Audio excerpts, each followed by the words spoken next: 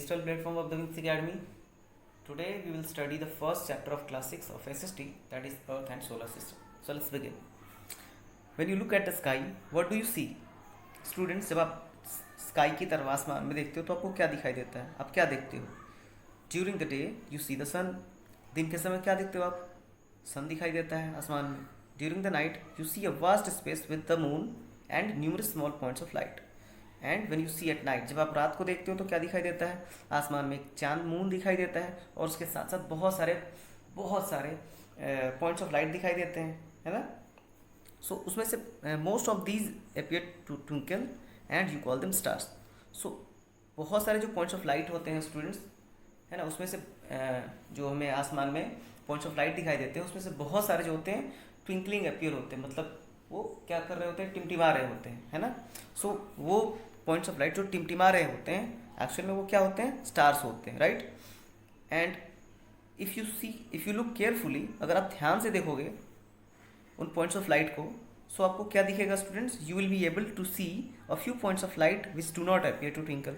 उसमें से कुछ पॉइंट्स ऑफ लाइट जो होंगे स्टूडेंट्स वो ट्विंकल नहीं कर रहे होंगे, टिमटिमा नहीं रहे होंगे. सो एक्चुअल में वो क्या हो सकते हैं? These could be planets. वो पॉइंट्स ऑफ लाइट जो टिमटिमा नहीं रहे होंगे वो क्या हो सकते हैं? वो प्लैनेट्स हो सकते हैं students. Okay, so all the objects in the sky are called heavenly bodies और सेलेस्टियल बॉडीज.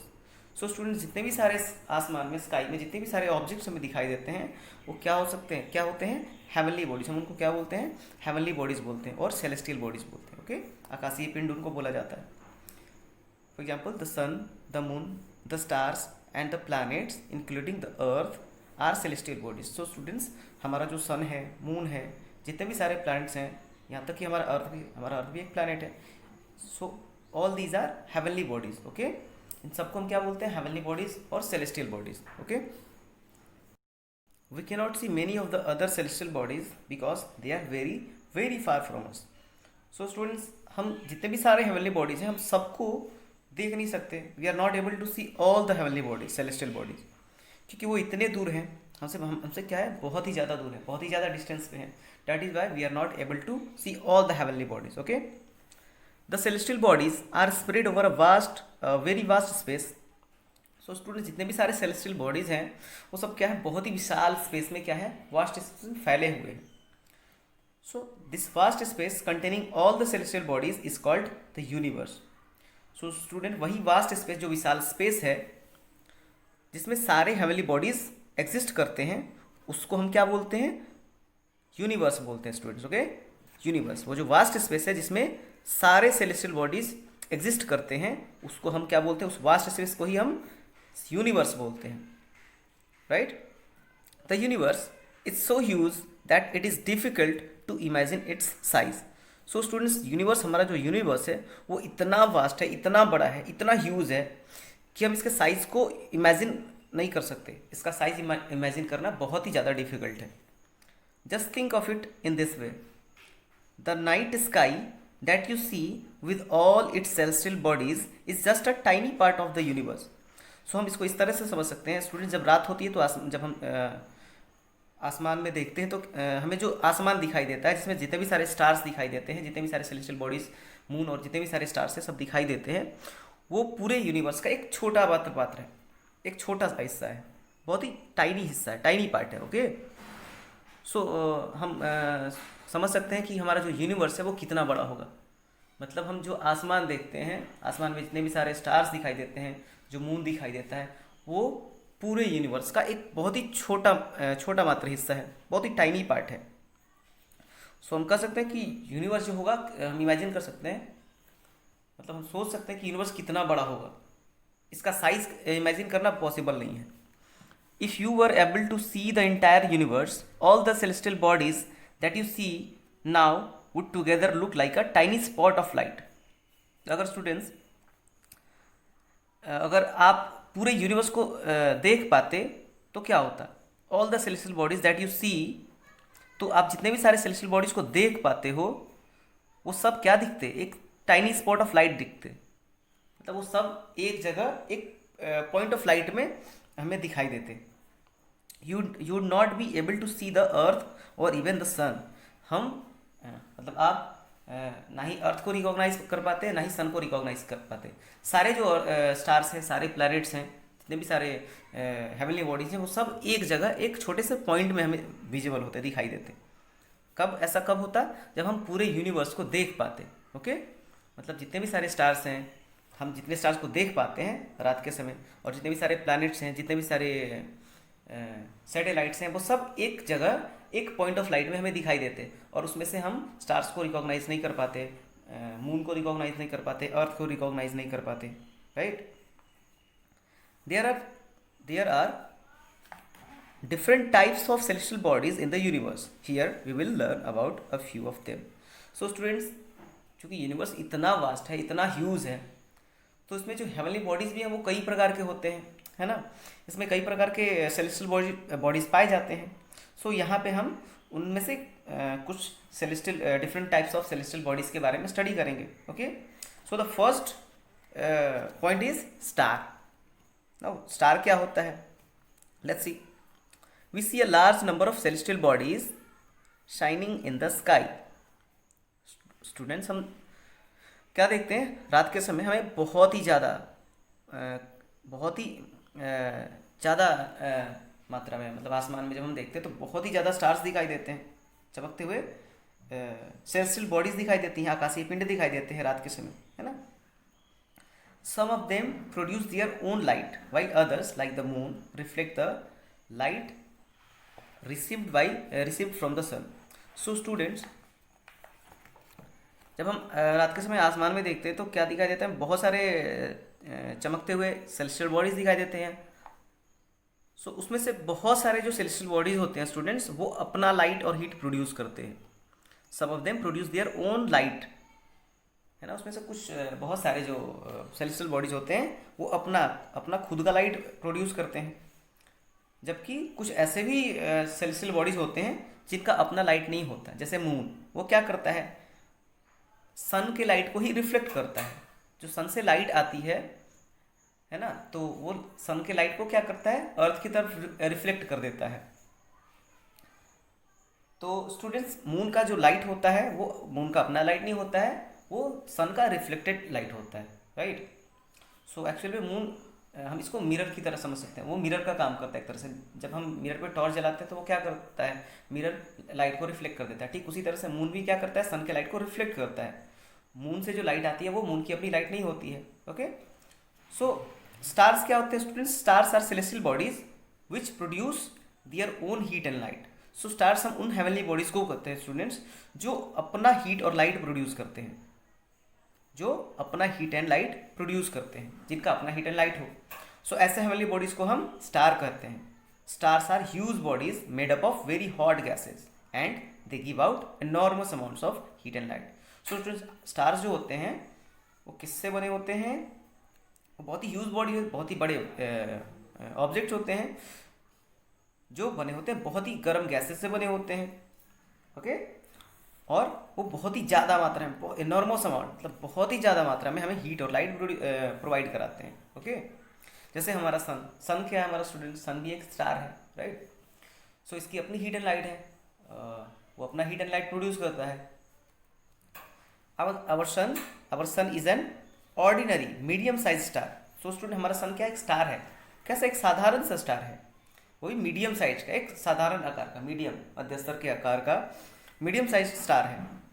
मीन्स इससे भी बड़े बड़े स्टार्स होते हैं स्टूडेंट्स, इससे बहुत ही ज़्यादा बड़े बड़े स्टार्स होते हैं हमारे यूनिवर्स में। इससे बहुत ही बड़े बड़े ह्यूज, इससे कई गुना बड़े बड़े स्टार्स हैं। सो स्टूडेंट्स, आगे क्या जा रहे देखते हैं।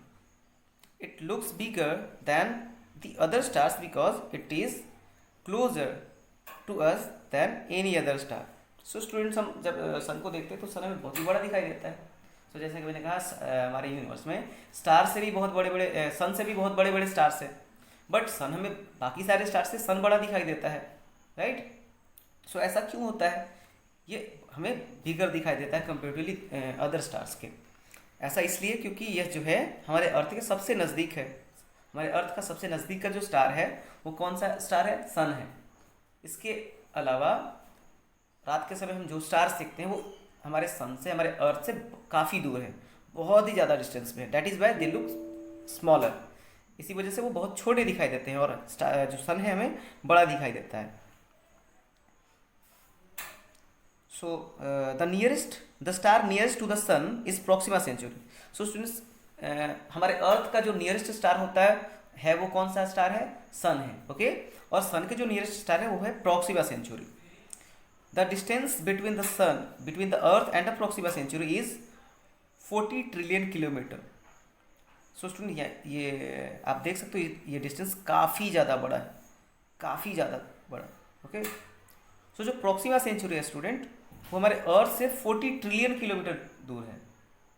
ये जो डिस्टेंस है ये बहुत ही ज़्यादा बड़ा है, ये बहुत ज़्यादा बड़ा डिस्टेंस है।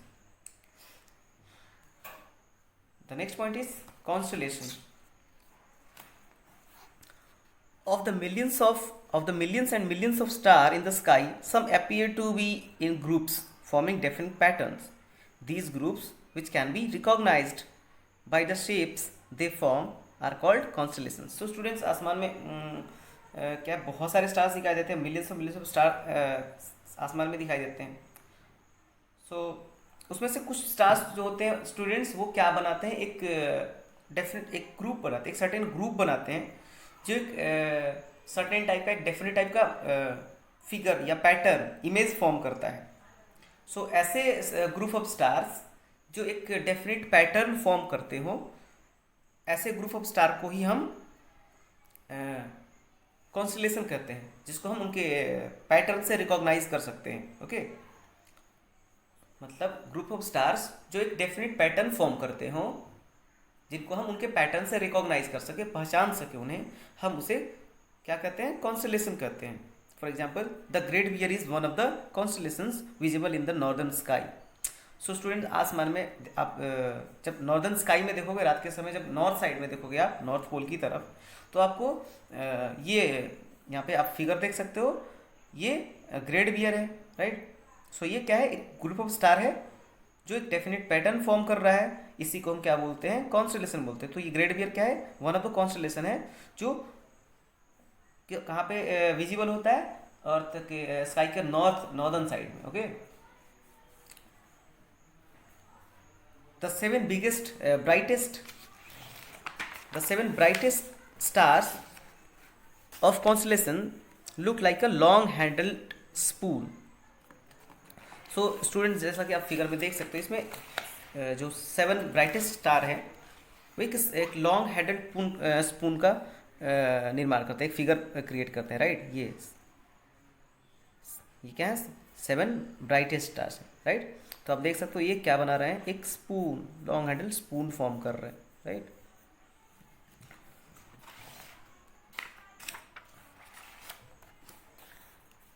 सो these 7 stars are called the big Dipper. इन 7 स्टार्स को हम क्या बोलते हैं स्टूडेंट्स? बिग डिपर बोलते हैं, right.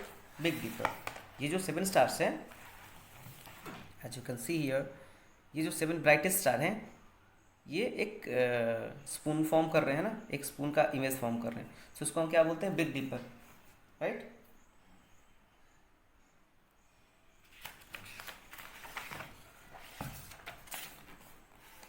So students, the big dipper is called Saptarishi in India. So students, India में ये जो बिग डिपर होता है, राइट, इसको हम इंडिया में सप्तर्षि कहते हैं। इंडिया में इसे सप्तर्षि कहा जाता है। The 2 stars called pointers at the head of the big Dipper always point towards the pole star. So इस फिगर में हम देख सकते हैं स्टूडेंट्स, इसमें जो 2 स्टार्स हैं, ये जिनको हम पॉइंटर्स बोलते हैं, ये क्या करते हैं स्टूडेंट्स? ये हमें इनका जो डायरेक्शन होता है वो पोल स्टार की तरफ होता है। ये हमें पोल स्टार को डिनोट करते हैं। ये जो स्टूडेंट्स यहाँ पे एक स्टार है, ये क्या है? पोल स्टार है, राइट। और ये हमें पोल स्टार की तरफ इंडिकेट करते हैं। 2 पॉइंट, ये दो पॉइंटर्स हैं डिपर के, किसकी तरफ इंडिकेट करते हैं? पोल स्टार की तरफ इंडिकेट करते हैं, right.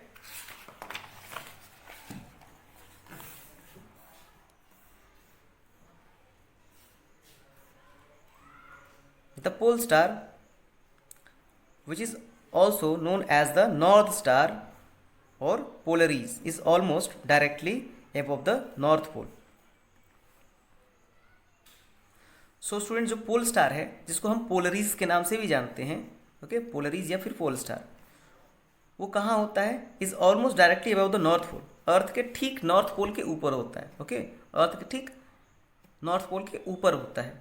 This helped navigators determine the north direction before the invention of the magnetic compass. तो जो नेविगेटर्स थे स्टूडेंट्स, जो नाविक थे, तो जब कंपास, जो मैग्नेटिक कंपास है जो हमें डायरेक्शन को फाइंड आउट करने में हेल्प करता है, जब ये नहीं बना था तो जो नाविक होते थे स्टूडेंट्स, जब वो समुद्र में अपने नाव को लेकर निकलते थे, तो समुद्र में चारों तरफ तो पानी ही पानी दिखाई देता, वाटर ही दिखाई देता है। सो समुद्र में हम डायरेक्शन का पता नहीं लगा पाते, है ना, डायरेक्शन को रिकॉग्नाइज करना बड़ा डिफिकल्ट होता है। सो जो नेविगेटर्स थे उस समय, जब मैग्नेटिक कंपास नहीं बना था, तो उस समय वो डायरेक्शन का पता किससे लगाते थे? वो नॉर्थ पोल से लगाते थे, पोलरीज से लगाते थे, ओके, क्योंकि पोलरीज जो होता है हमेशा कहाँ होता है? नॉर्थ पोल के ऊपर। सो इससे वो डायरेक्शन का पता लगा लेते थे।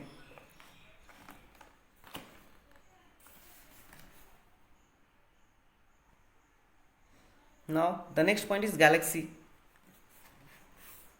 We only see a few thousand stars with the unaided eye. So students, हम अपनी जो हमारे पास आंखें हैं उनसे हम सिर्फ कुछ ही हज़ार स्टार्स को देख पाते हैं, है ना, कुछ ही हज़ार स्टार्स जो हैं, फ्यू थाउजेंड स्टार्स जो हैं विजिबल हो पाते हैं हमारी खुली आंखों से, ओके, हमारी इन दो आंखों से। Actually there are millions of stars in the sky in the universe, okay. So वास्तव में हम जितना स्टार देख पाते हैं, स्टूडेंट्स देखते हैं, एक्चुअल में उतने ही स्टार्स नहीं है, बल्कि इससे कई गुना ज़्यादा मिलियंस ऑफ स्टार यूनिवर्स में एग्जिस्ट करते हैं। So we cannot see most of them because they are very far away. So हम सारे स्टार्स को देख नहीं पाते हैं, क्योंकि हमारा जो यूनिवर्स है इतना बड़ा है, और इतने बड़े यूनिवर्स में फैले हुए स्टार्स भी बहुत हैं। सो हम जिन स्टार्स को स्काई में देखते हैं वो सिर्फ फ्यू थाउजेंड स्टार्स ही होते हैं, ओके। बाकी सारे स्टार्स जो हैं वो यूनिवर्स में बहुत ही ज़्यादा, हमारे अर्थ से बहुत ही ज़्यादा दूर हैं। उनके बीच का उन स्टार्स और हमारे अर्थ के बीच का जो डिस्टेंस है काफ़ी ज़्यादा है। That is why we are not able to see them. हम उन्हें देखने में हम उनको देख नहीं सकते, right. So students, stars are not uniformly distributed in the universe. जो स्टार्स हैं स्टूडेंट्स, वो यूनिफॉर्मली उनका डिस्ट्रीब्यूशन जो है यूनिफॉर्म नहीं है यूनिवर्स में। दे ऑकर इन ग्रुप्स, वो ग्रुप में एग्जिस्ट करते हैं, right. Millions of star together form a group called galaxy. जो मिलियंस ऑफ स्टार है ना, लाखों स्टार्स मिलकर स्टूडेंट्स क्या बनाते हैं? ग्रुप फॉर्म करते हैं, जिसको हम गैलेक्सी बोलते हैं। Millions of star together form a group called galaxy. जो लाखों स्टार्स हैं स्टूडेंट्स, वो मिलकर एक ग्रुप फॉर्म करते हैं, जिस ग्रुप को हम क्या बोलते हैं? उस ग्रुप को हम गैलेक्सी बोलते हैं। So students, there are millions of galaxies in the universe.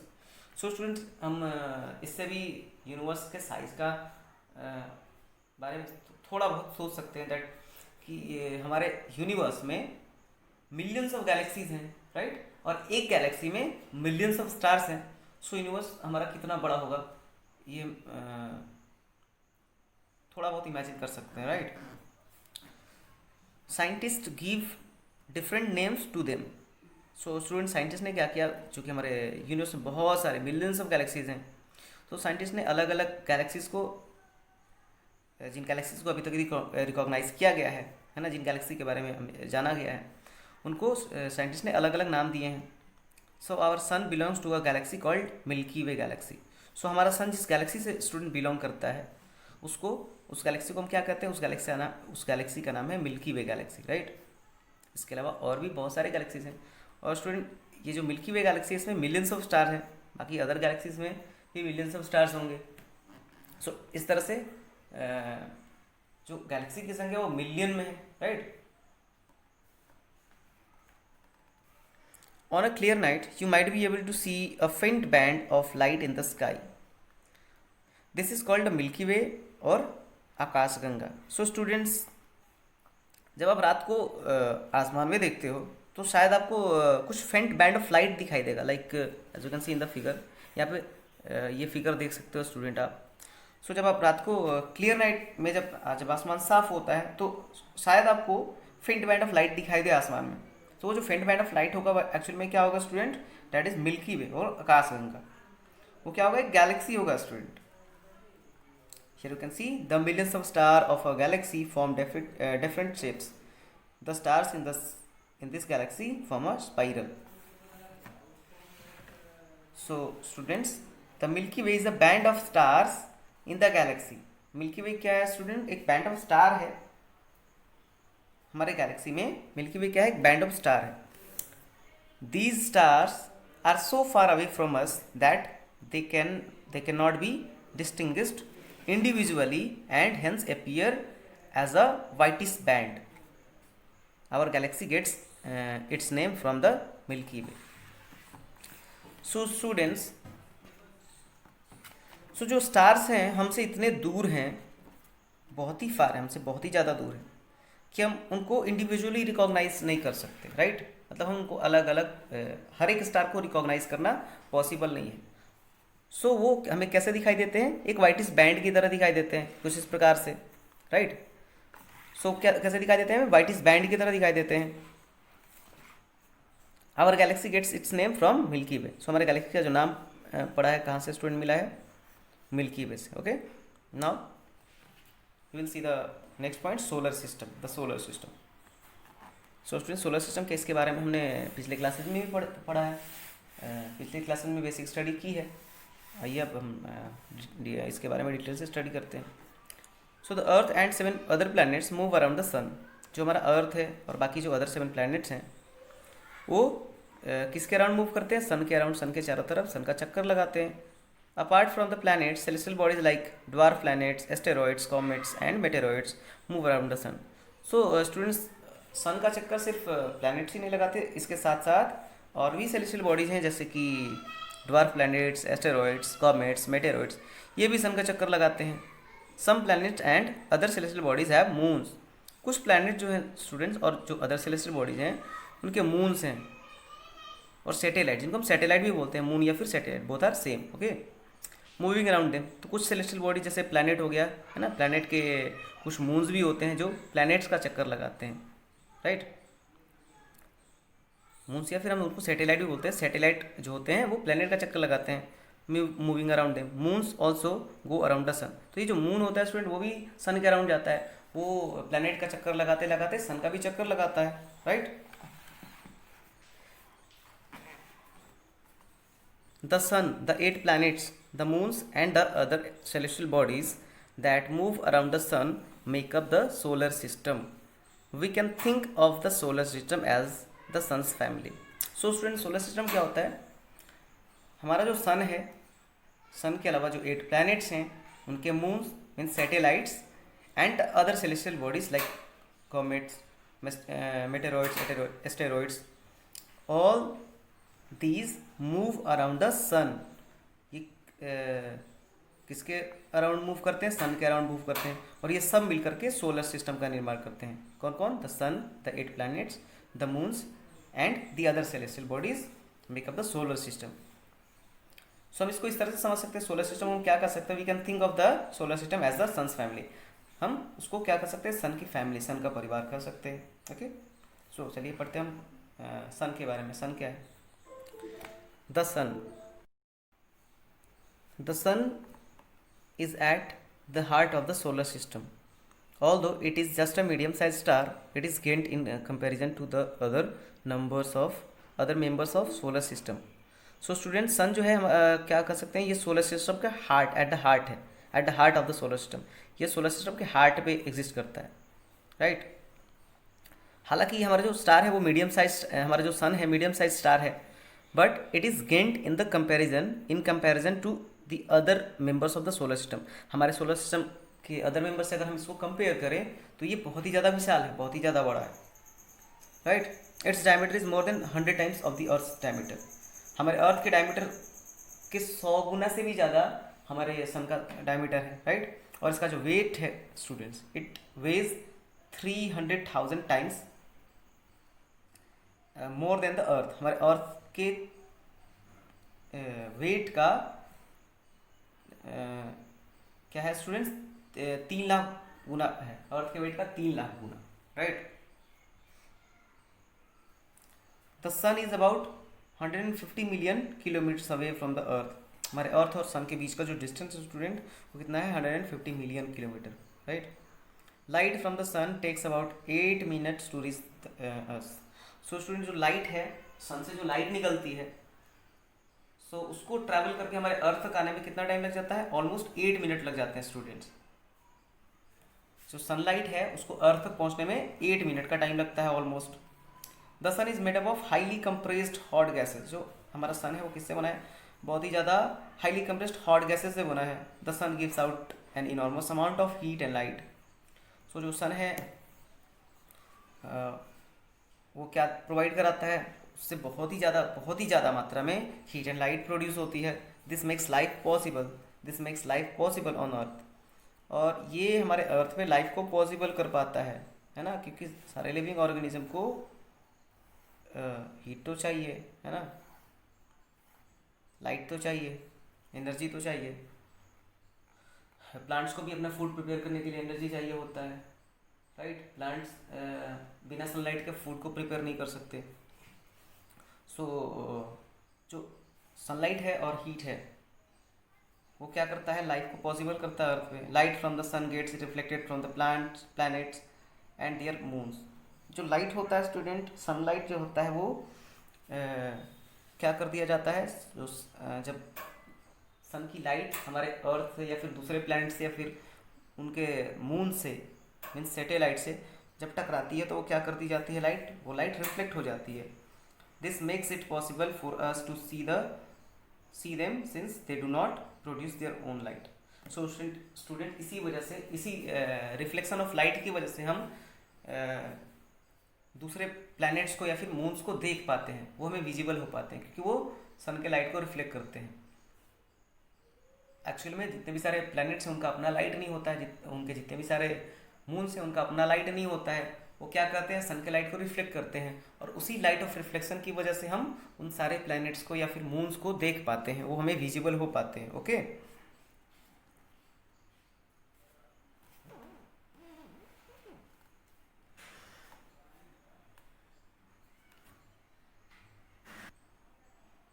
Planets and their motions. So students हमारे सोलर सिस्टम में जो सबसे बड़ा हेवनली बॉडी है वो है सन। गिंट साइज, हालांकि वो मीडियम साइज स्टार है, बट हमारे सोलर सिस्टम का सबसे बड़ा हेवनली बॉडी है, सेलेस्टियल बॉडी है। Okay, so after the sun the largest celestial bodies in the solar system are the 8 planets. So sun के बाद जो लार्जेस्ट सेलेस्टियल बॉडीज हैं हमारे सोलर सिस्टम में स्टूडेंट्स, वो क्या है, हमारे जो 8 प्लैनेट्स हैं। ओके, हमारे 8 प्लैनेट्स सन के बाद लार्जेस्ट सेलेस्टियल बॉडीज हैं। In order of their distance from the sun they are Mercury, Venus, Earth, Mars, Jupiter, Saturn, Uranus and Neptune. So students हम इस तरह से हम समझ सकते हैं इसको कि सपोज हमारा ये सन है, राइट, सन। सो सन के बाद अकॉर्डिंग टू द डिस्टेंस हमारे जो प्लैनेट्स का अरेंजमेंट है वो किस तरह से है, डिस्टेंस वाइज। जो हमारा फर्स्ट सन के बाद जो सन के सबसे नज़दीक जो प्लैनेट है वो है मर्क्यूरी, उसके बाद दूसरा प्लैनेट सन से सेकंड डिस्टेंस पे जो प्लैनेट है वो है Venus. Then the third planet is Earth, right. Then Mars, Mercury, Venus, Earth, Mars, then Jupiter, then Saturn, उसके बाद आता है Uranus and the last is Neptune. So students जो सन के सबसे नज़दीक प्लैनेट है अकॉर्डिंग टू डिस्टेंस, ये अकॉर्डिंग टू द डिस्टेंस, ये अरेंजमेंट किसके अकॉर्डिंग है, डिस्टेंस के अकॉर्डिंग। ओके, तो सन के सबसे नज़दीक जो प्लैनेट होगा स्टूडेंट वो कौन सा होगा, मर्क्यूरी। ओके, ये मर्क्यूरी है। और जो सबसे दूर, सबसे लास्ट में जो सबसे दूर प्लैनेट है वो कौन सा है, Neptune, right. These are the 8 planets arranged according to the distance from the sun. ये सन के डिस्टेंस के अकॉर्डिंग इनका अरेंजमेंट मैंने बताया है अभी। In order to their distance from the sun they are Mercury, Venus, Earth, Mars, Jupiter, Saturn, Uranus and Neptune. Okay, so अगर कोई पूछे कि सन के सबसे नज़दीक स्टार कौन सा है, सो स्टूडेंट मर्क्यूरी है। देन सबसे दूर कौन सा है, वो नेपच्यून है। और अकॉर्डिंग टू द डिस्टेंस हमारा जो अर्थ है वो तीसरा प्लैनेट है सन से। Okay, third planet, right.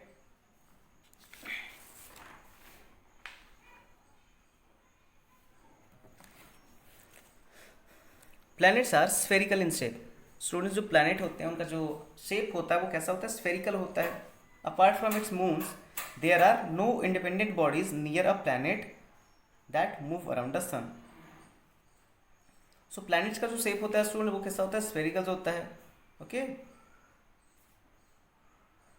So students, moons के अलावा मतलब सैटेलाइट्स के अलावा ऐसे कोई इंडिपेंडेंट बॉडीज नहीं हैं हमारे प्लैनेट्स के नज़दीक जो सन के अराउंड मूव करते हैं, सन का चक्कर लगाते हैं, right. Mercury, Venus, Earth and Mars are made up of rocks. So students, हमारे जो फर्स्ट 4 प्लैनेट्स हैं according to the distance, Mercury, Venus, Earth and Mars, ये सारे प्लैनेट्स जो हैं, ये 4 प्लैनेट्स मर्क्यूरी, वीनस, अर्थ और मार्स, ये किससे बने हैं? रॉक्स से बने हैं। इसके अलावा Jupiter, Saturn, Uranus and Neptune are huge planets made up of gases and liquid. So बाकी जो अदर प्लैनेट्स हैं स्टूडेंट्स, अदर 4 प्लैनेट्स हैं like Jupiter, Saturn, Uranus and Neptune, ये सारे प्लैनेट्स किससे बने हैं? ये 4 प्लैनेट्स गैसेज और लिक्विड से बने हुए हैं। Jupiter, the giant of the solar system, is big enough to contain over 1300 globes the size of the earth. It is the largest planet while Mercury is the smallest. So students, जो Jupiter है student, वो क्या है? हमारे planet का सबसे बड़ा, हमारे जितने भी सारे प्लैनेट्स हैं, 8 प्लैनेट्स हैं, उनमें सबसे बड़ा प्लैनेट है जुपिटर। ओके, हमारे सोलर सिस्टम का सबसे बड़ा प्लैनेट है जुपिटर, और ये इतना बड़ा है कि हम इसमें 1300 ग्लोब्स, अर्थ के साइज का ग्लोब रख सकते हैं। मतलब ये 1300 अर्थ के जैसे, अर्थ के साइज के ग्लोब्स को कैरी कर सकता है। Okay, so it is the largest planet while mercury is the smallest. So student, जो जुपिटर है वो हमारे सोलर सिस्टम का लार्जेस्ट प्लैनेट है, एंड मर्क्यूरी जो है स्टूडेंट्स, जो सन के सबसे नज़दीक है, नियरेस्ट स्टार है, वो स्मॉलेस्ट प्लैनेट है। Okay, some planets can be easily identified. कुछ प्लैनेट्स को हम इजीली आइडेंटिफाई कर सकते हैं, उनको पहचान सकते हैं। Venus is the brightest planet. So students, Venus जो होता है ब्राइटेस्ट प्लैनेट होता है हमारे सोलर सिस्टम का। यहाँ पे बहुत सारे बच्चों को कन्फ्यूजन होती है डैट हमने अभी थोड़ी देर पहले बताया कि सन जो है, सन के जो सबसे नज़दीक प्लैनेट होता है वो होता है मर्क्यूरी, उसके बाद जो होता है सेकेंड प्लैनेट होता है वीनस। सो ऐसा बहुत सारे बच्चे क्या बोल देते हैं स्टूडेंट, बहुत सारे बच्चों को लगता है कि मर्क्यूरी जो है वो ब्राइटेस्ट प्लैनेट है, चूँकि ये सन के सबसे नज़दीक है, सो सनलाइट इस पर पहले पड़ेगी। बट वीनस जो होता है वो ब्राइटेस्ट प्लैनेट होता है। ओके, मर्क्यूरी ब्राइटेस्ट प्लैनेट नहीं है, बल्कि वीनस ब्राइटेस्ट प्लैनेट होता है। ओके, यहाँ पे बहुत सारे बच्चों को कन्फ्यूजन होती है, मर्क्यूरी ब्राइटेस्ट प्लैनेट नहीं है बल्कि वीनस ब्राइटेस्ट प्लैनेट है। ओके,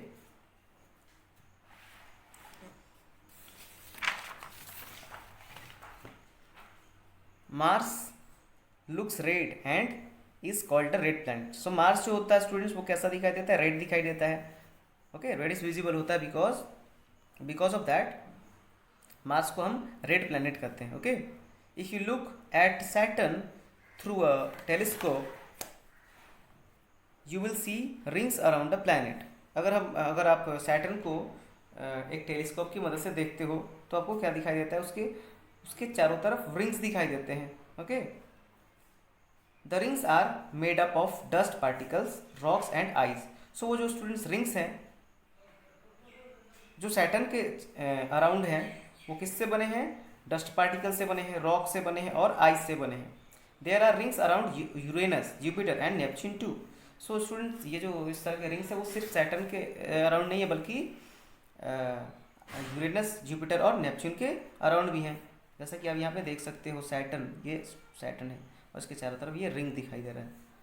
ओके, सो ये किससे बना हुआ है? ये डस्ट पार्टिकल से बना है, रॉक से बना है एंड आइस से बना है। Okay, so students, the word planet comes from a Greek word which means wanderer. Okay, so जो ये प्लैनेट वर्ड है स्टूडेंट्स कहाँ से आया है? ग्रीक वर्ड से लिया गया है, जिसका मतलब होता है वंडरर, जो कॉन्स्टेंटली मूव कर रहा हो, राइट। इसको हम हिंदी में बोल सकते हैं घुमक्कड़, जो दिन भर घूमता रहता हो, मीन्स उसको हम रमता जोगी बोल सकते हैं, है ना। जो घुमक्कड़ होता है, जो दिन भर ऐसे ही मूव कर रहा होता है, राइट। सो ये वर्ड जो आया है ग्रीक वर्ड से लिया गया है ना, जिसका मतलब होता है वंडर, जो घूमता रहता हो। So this is a fitting description of the planets because they are constantly in motion. So ये बहुत ही अच्छा डिस्क्रिप्शन है हमारे प्लैनेट्स के लिए, क्योंकि हमारे जो प्लैनेट्स हैं वो क्या है स्टूडेंट्स, कॉन्स्टेंटली मूव कर रहे हैं। The planets have two types of motion, revolution and rotation. So students हमारे जो प्लैनेट्स हैं वो दो तरीके से मूव करते हैं, दो तरीके से मूव करते हैं। एक तो अपने एक्सिस में मूव करते हैं और एक उसके साथ साथ वो सन का भी चक्कर लगाते हैं। तो उनका मोशन जो होता है वो दो तरीके का होता है, उनका मोशन दो तरीके का होता है। सो जो मोशन दो तरीके कौन कौन सा होता है, रिवोल्यूशन एंड रोटेशन। तो आगे देखते हैं रिवोल्यूशन क्या होता है। So all planets revolve around the sun in the anti clockwise direction. जो जितने भी सारे प्लैनेट्स हैं स्टूडेंट्स, वो क्या कर रहे हैं, सन का चक्कर लगा रहे हैं एंटी क्लॉकवाइज डायरेक्शन में, है ना। सो इस planet revolves in its own slightly elliptical path called orbit. So यहाँ पे फिगर देख सकते हो स्टूडेंट्स कि एलिप्स है ना। सो हमारे जो स्टार्स हैं, सपोज यहाँ पे हमारा सन है और सब जितने भी सारे स्टार्स हैं वो एक इलिप्टिकल ऑर्बिट पे, ये हमारा क्या है, ये ऑर्बिट है कुछ इस प्रकार का। इस तरीके के इलिप्टिकल ऑर्बिट पे एंटी क्लॉकवाइज वो मूव कर रहे हैं। ओके, सो इसी मोशन को, है ना, ये जो मोशन है इलिप्टिकल ऑर्बिट पे जो प्लैनेट्स मूव कर रहे हैं सन के अराउंड, तो इस मोशन को हम क्या बोलते हैं, रिवॉल्यूशन, राइट। क्या बोलते हैं, revolution. Okay,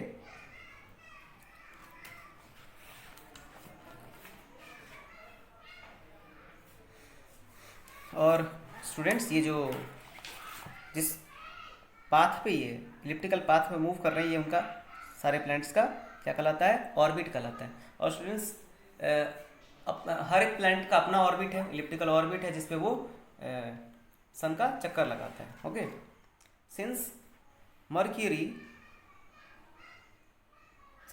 is closest to the sun, it has the shortest orbit. चूँकि सन जो है, मर्क्यूरी जो है स्टूडेंट सन के सबसे नज़दीक है। आप देख सकते हैं, सपोज ये हमारा सन है और मर्क्यूरी जो है सन के सबसे नज़दीक है। तो इसका जो ऑर्बिट होगा स्टूडेंट्स वो कैसा होगा, सबसे छोटा होगा, वो बहुत ही जल्दी सन का चक्कर लगा लेगा। और उसके बाद जो सेवेंथ हमारा जो लास्ट प्लैनेट है, सबसे दूर जो प्लैनेट है जिसको हम बोलते हैं नेपच्यून, राइट। सो इसका जो ऑर्बिट होगा वो क्या होगा, बहुत ही ज़्यादा बड़ा होगा सारे प्लैनेट्स के कंपेरेटिवली। जैसे मर्क्यूरी हो गया, ये Venus, Earth, Mars, Jupiter, Saturn, Uranus and Neptune. So जो प्लैनेट सन के सबसे नज़दीक होगा स्टूडेंट, उसका जो ऑर्बिट होगा वो कैसा होगा, छोटा होगा। जैसे जैसे सन से प्लैनेट का डिस्टेंस होता जाएगा, ज़्यादा होता जाएगा, उसका ऑर्बिट भी क्या होगा, बड़ा होता जाएगा। लाइक मर्क्यूरी से बड़ा जो होगा ऑर्बिट वो वीनस का होगा, वीनस से भी बड़ा अर्थ का होगा, अर्थ से भी बड़ा मार्स का होगा, उसके बाद उससे बड़ा जुपिटर का, और सबसे बड़ा किसका होगा स्टूडेंट्स, नेपच्यून का, राइट। तो सबसे बड़ा जो ऑर्बिट है स्टूडेंट्स वो नेपच्यून का है, एंड सबसे छोटा जो ऑर्बिट है जिस प्लैनेट का है वो है Mercury, right. Since Mercury is closest to the sun, it has the shortest orbit. क्योंकि मर्क्यूरी सबसे छोटा, सबसे नज़दीक है सन के, इसलिए इसका ऑर्बिट जो है बहुत ही छोटा है, सबसे छोटा है। Therefore it takes the least time. इसी वजह से ये जो मर्क्यूरी है वो अर्थ का सबसे जल्दी चक्कर लगाता है, बहुत ही कम समय लेता है सन का चक्कर लगाने में, एक रिवोल्यूशन में सिर्फ 88 दिनों में, सिर्फ 88 डेज में ये एक रिवोल्यूशन कंप्लीट कर लेता है। जबकि हमारे अर्थ को, जो कि हमारे डिस्टेंस वाइज और तीसरा प्लैनेट है, उसको अर्थ सन का एक चक्कर लगाने में 365 डेज लगते हैं almost, right. The Earth takes about 365 days and 6 hours. So हमारे अर्थ को कितना समय लगता है, 365 डेज एंड 6 आवर्स एक्स्ट्रा लगते हैं, जो बाद में 4 सालों में एक 1 डे फॉर्म करता है। बाद में हर 4 साल पे क्या होता है, वो लीप ईयर हो जाता है, एक साल में 366 डेज हो जाते हैं, राइट। सो हमारे अर्थ को सन का एक चक्कर लगाने में 365 डेज एंड 6 आवर्स लगते हैं। अर्थ सन का एक रिवोल्यूशन 365 डेज एंड 6 आवर्स में कंप्लीट करता है। जबकि while Neptune the farthest planet from the sun takes nearly 165 years to complete one revolution. So students, Neptune जो कि सबसे ज़्यादा दूर है ना, farthest planet है, सबसे ज़्यादा दूर हमारे सन से है, इस वजह से इसका जो ऑर्बिट होगा वो काफ़ी बड़ा होगा, और इसको सन का एक चक्कर, एक रिवोल्यूशन में टाइम भी ज़्यादा लगेगा। तो सबसे ज़्यादा टाइम जो लगता है इसको, कितना लगता है, 165 ईयर्स, 165 वर्ष, 165 दिन नहीं बल्कि 165 साल लग जाते हैं सन का एक चक्कर लगाने में हमारे नेपच्यून को। Okay, now will see the next point, rotation. Apart from the revolving around the sun, each planet spins or rotates about its axis. So students, revolution के अलावा प्लैनेट जो होते हैं वो सन का तो चक्कर लगाती है, साथ साथ सन का चक्कर लगाते हुए ये अपने ऑर्बिट पे भी, अपने एक्सिस पे भी मूव करते हैं, रोटेट करते हैं। लाइक ये हो गया हमारा सन, सपोज हमारा ये अर्थ है, ओके, और ये हो गया इसका नॉर्थ पोल एंड ये साउथ पोल, ओके, ये और ये हो गया इसका एक्सिस। सो स्टूडेंट्स, हमारा अर्थ जो है सन का तो चक्कर लगाता ही है ऑन एन इलिप्टिकल ऑर्बिट, ये साथ साथ अपने अर्थ पे भी, अपने एक्सिस पे भी क्या करता है, ये रोटेट करता है। लाइक आपने टॉप देखा होगा, लट्टू देखा आपने, लट्टू में जाया होगा। सो लट्टू कैसे अपने पॉइंट पे रोटेट करता है, लाइक वाइज हमारे प्लैनेट्स भी क्या करते हैं, अपने एक्सिस पे रोटेट करते हैं। So the earth's axis is the imaginary line joining the north pole and the south pole through the center of the earth. So students, अभी बताया मैंने कि एक्चुअली में एक्सिस होता क्या है, एक इमेजिनरी लाइन होता है जो अर्थ के नॉर्थ पोल और साउथ पोल को मिलाता है, राइट, और इसी जो अर्थ के सेंटर से होके जाता है, और इसी एक्सिस पे प्लैनेट्स ऐसे मूव करते हैं, है ना। तो इस मोशन को हम बोलते हैं rotation. Okay, From above the North Pole, the Earth appears to rotate in the anti-clockwise direction. तो नॉर्थ पोल से क्या होता है स्टूडेंट, हमारा जो अर्थ है वो एंटी क्लॉकवाइज मोशन में दिखाई देता है, एंटी क्लॉकवाइज डायरेक्शन में मोशन में दिखाई देता है। This means that a place on the west side of the earth appears to go towards the east. मतलब कि हमारा जो a place on the west side, जो वेस्ट साइड में प्लेस होता है अर्थ के, वो क्या दिखाई देता है हमें, गो टुवर्ड्स द ईस्ट, वो ईस्ट साइड में, है ना। वेस्ट साइड, अर्थ का जो वेस्ट साइड होता है वो ईस्ट साइड की तरफ जाते हुए दिखाई देता है।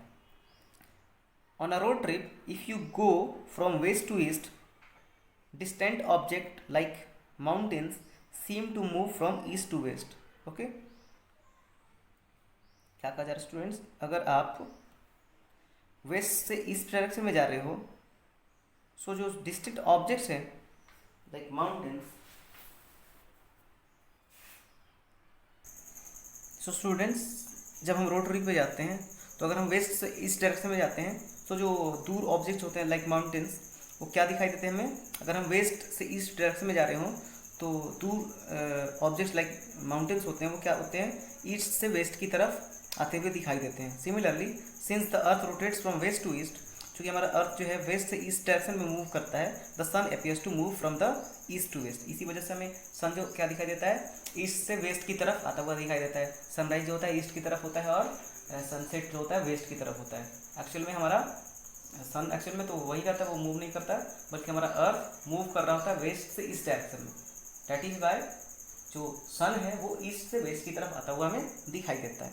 Okay, A day on a planet is the time taken by it to complete one rotation.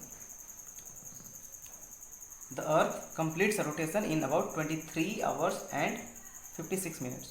So students, एक दिन जो होता है किसी भी प्लैनेट का एक दिन होता है, वो क्या होता है, वो वही समय होता है जितने टाइम में वो अर्थ या फिर कोई भी प्लैनेट एक रोटेशन कंप्लीट करता है। मतलब कि जितने समय में कोई भी प्लैनेट एक रोटेशन कंप्लीट करता है, उतना ही टाइम उस प्लैनेट का एक दिन के बराबर होता है।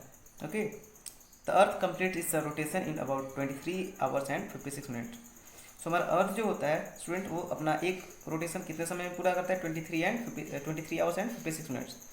और हमारा एक दिन का जो टाइम होता है वो ऑलमोस्ट 24 आवर्स का होता है, ये भी ऑलमोस्ट 24 आवर्स है। Okay, Jupiter rotates the fastest. जो जुपिटर होता है स्टूडेंट्स, जुपिटर प्लैनेट जो है वो सबसे तेज रोटेशन कंप्लीट करता है, एक रोटेशन अपने एक्सिस पे एक चक्कर पूरा कर लेता है। It takes 9 hours and 55 minutes to complete a rotation. Jupiter जो है स्टूडेंट्स वो अपना एक रोटेशन सिर्फ 9 घंटे और 55 मिनट में 55 मिनट्स में कंप्लीट कर लेता है। Thus it has the shortest day. इस वजह से जुपिटर पे जो दिन होता है वो बहुत ही छोटा होता है। एक दिन का जो ड्यूरेशन होता है वो काफ़ी छोटा होता है, 9 घंटे 55 मिनट का, और हमारे अर्थ पे एक दिन जो होता है वो 24 घंटे के बराबर होता है. So Jupiter has the shortest day because it completes its one rotation in 9 hours and 55 minutes. Venus takes the longest time. Venus जो है स्टूडेंट्स, वीनस जो है सबसे लंबा समय लेता है एक रोटेशन में. A day on Venus is as long as 240 days on Earth. So हमारे अर्थ पे 243 दिन वीनस के एक दिन के बराबर होता है. ओके